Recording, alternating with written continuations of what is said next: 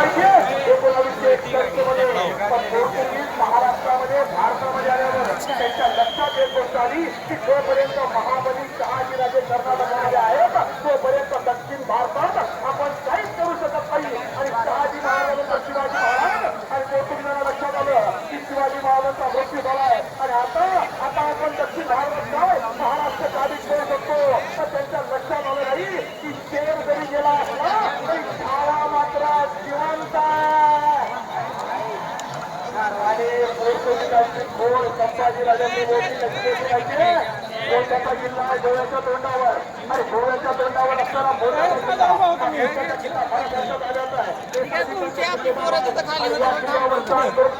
पोर्तुगीज governor county हलवून 4000 सैन्य घेतलं.